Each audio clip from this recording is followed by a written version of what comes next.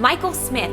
He's the design powerhouse behind some of the most incredible interiors across the globe, including the White House.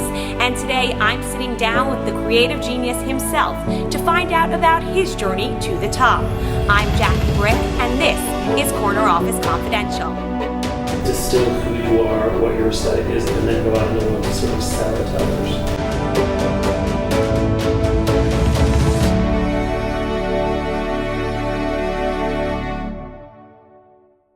Michael, thank you so much for having us in your incredibly beautiful showroom. Thank you. Thanks for coming. Let's start out with the very, very beginning. You exhibited such incredible talent at such an early age. You were just 17 when you worked on your parents' friend's home. Are people born with the talent and creativity of seeing beautiful spaces and being able to do that kind of art, or is that something that can be taught? I think that probably a tremendous amount can be taught. I think that if you're, and Picasso said all children are great artists, and it takes an artist a lifetime to paint like a child. So I think to a degree, everyone sort of maybe is born with a certain amount of creativity and ability to kind of be inherently curious about visual things. It's about how that curiosity and that exposure occurs. And I think for me, I was exposed early to really beautiful things. And for me, the driving factor was not so much the creative essence of something. It was really more about being curious about history. Like, I was obsessed with history. If you take one element of something, you can actually go back all the way. Kind of, it's a kind of parallel of history. So that I found really interesting. And so that was a natural evolution to take something where being inherently curious about things became a kind of business. You broke out on your own at an early age of 25, but you built this tremendous client basis. And one thing that you have is you really have this incredible rapport with your clients, and these are not just everyday clients. These are A-list celebrities, incredibly powerful people. What is your secret for kind of striking that relationship with these amazing people? It's very simplistic. I think I try to listen, which sounds incredibly like a simple fact of sort of what you would think everyone would do, but I don't think a lot of designers necessarily do listen. I think about being respectful and sort of conservative about spending other people's money, which is, again, something a lot of people don't take note of. And I think realizing that, trying to be anticipatory of, everyone's at a certain point in their life, how will that play out, right? Like, to build a house when you're a young married couple and not think of rooms for children or whatever is silly, right? So it's about just being slightly ahead of the curve and kind of thinking to give people maybe a little bit more than they would have thought to ask for on their own. Even not just aesthetically, but also maybe in a program way, like what they're going to need later in life, or how their life is going to evolve. And realizing that people say, oh, this is the last house they'll ever build. Well, it's not ever really the last house they're going to build. The issue with interior design is it's such a subjective field. And so what happens when you have a client who envisions their home or their space one way, and you kind of come in there as the expert opinion, right, and have a totally different perspective? Right. How do you navigate that challenge? Trying to kind of not fall in love with the idea of the visual of it until you kind of have it shaped or crafted or honed by the input of the people you're working for. That's super important, because I think it's really easy. You get English to your house, all in love with it, you think it should be this, you should give a very preconceived notion of what it should be, and then they call you and you say, we want to rip out the whole inside and make it modern. So you've already, if you wait, then you can kind of fuse the two together into kind of one vision or one culture, if you will, for that project. If you rush ahead or you fall in love too much with your own idea, then I think you're sad. So separating you from the project kind of helps, but you are the consummate businessman. Right. You've had tremendous collaborations with many companies. You have everything from kitchenware to bathware to tiles, fabric, the list goes on and on. But one thing that remains consistent is there's always the Michael Smith identity, the Michael Smith stamp on all of these products. How would you advise someone on how to retain their identity in their personal brand when they're trying to grow? I think that it assumes that I knew when I started doing product 12, 13 years ago, 15 years ago, that I kind of had a real clear idea of how it was going to roll out. I think it just goes back to a really basic fundamental of understanding what it is that you are about. It's really about kind of trying to approach everything with a sense of conviction and clarity about what your style is. I mean, what's interesting to that is if you really believe in your own aesthetic and kind of own vision, I think it's much easier to adapt it. Do you know what I'm saying? Because you believe, like, I'll say, well, this is what I would do, but if you come to me with a different idea, it's sort of interesting to think about collaborating in that way, because I know what I would do, but listening and kind of taking into account another person's vision of it is really interesting. So part of what makes it easy for me to adapt is having a really clear understanding of what is personal to me and what is the defining thing. When you do these kind of collaborations, are you envisioning your own clients, or are you envisioning, the general public? I would never do something unless I need it. So the issue is, for example, to use the plumbing that I did for a Kohler, for Callisto, which is a division of Kohler. It was a kind of plumbing that just I thought existed. It was a kind of 30s plumbing. You'd seen a pre-war apartment in New York, or here in a Spanish house from the 30s that had existed. There were very few choices from like 1925 to 1940. It was kind of similar.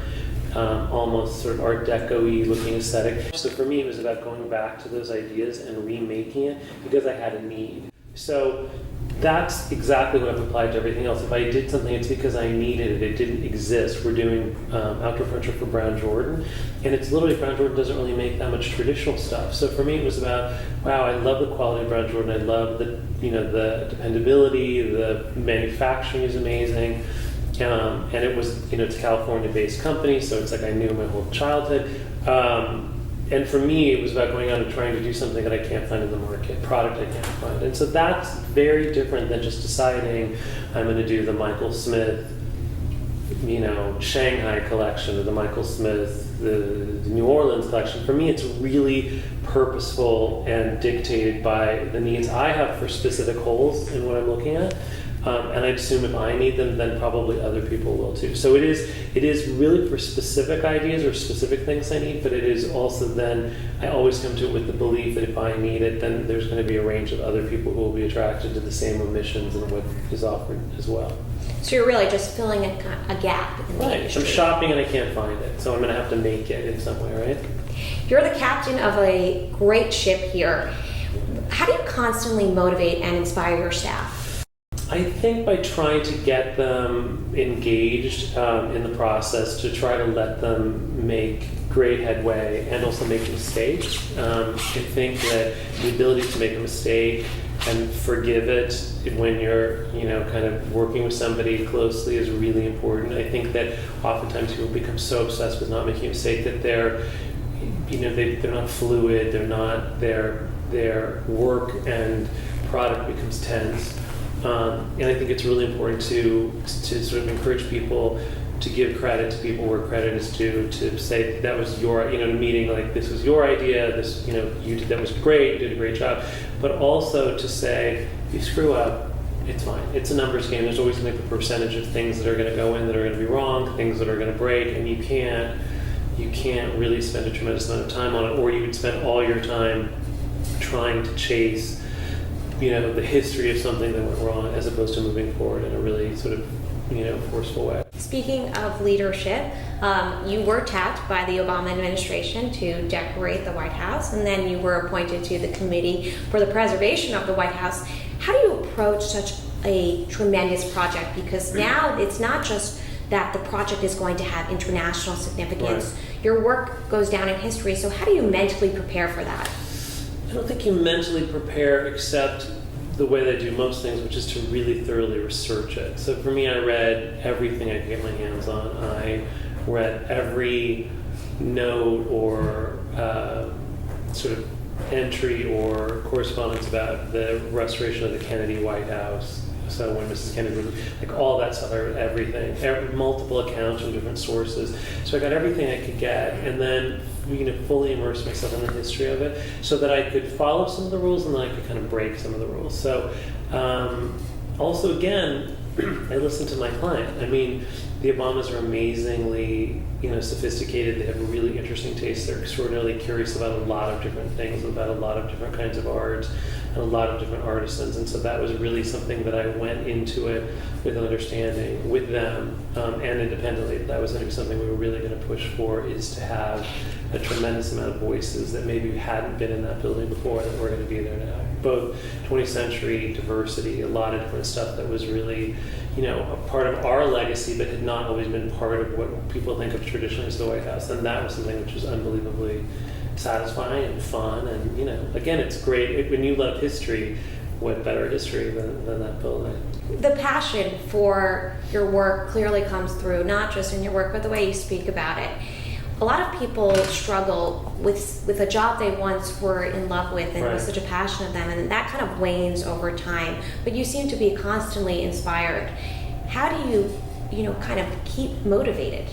I'm very lucky that I'm constantly curious. So I think that's the thing that, I think that it's a bit, again, cliche, but I think the idea, and I'm sure everyone that you talk to who is successful will tell you, to be a perpetual student, to learn perpetually, and be inherently curious in many things is just the way that you stay vital and interested. Because I think that the minute you kind of do the same thing over and over again, which many people want you to do, and it's very commercial, right?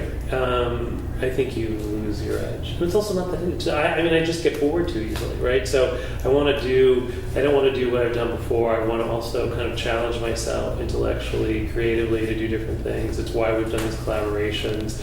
It's why we, have worked in all these different countries. It's really about really just being interested and then going out and trying to kind of, chase that idea as much as you can. Chase the dream. And finally, as a leader of the industry, you don't just influence trends, you also influence up-and-coming designers. What would you advise them? Try to really get the most education, the most diverse education. It's not just school, it's literally work for a firm somewhere else, work for a New York firm, work for a London firm, work for a Paris firm. Really throw yourself out there as much as you can to work with the most talented, the most, sort of incredibly lionized craftspeople, right? To get exposure, to be able to handle and work with that kind of material is really incredible. And I think that, look, there's a tremendous amount of people who worked for me, who are out in the world working, and I hope that they came away with some degree of that. But if it were me, I would do what I did, which is move to Europe, go to school in Europe, do really try to get as diverse and as rich of an education and experience combination as possible before I went out and tried to work. Because that's the thing, I think, is that a lot of people are working, but I don't know if they have the depth of kind of hands-on, and which is a little bit scary, and also it's limiting, right? There's only so much time that you have that you can kind of work in an environment where you see all this diversity and all this, these different things being done. And I think if you're a one-man shop, immediately your world becomes much more myopic, and it's hard, So that would be my thing. Like, really push yourself out into the world and get as many experiences under your belt as you can before you go out into the world and kind of distill who you are, what your aesthetic is, and then go out in the world to sort of sell it to others. There's no substitute for experience. Experience is good.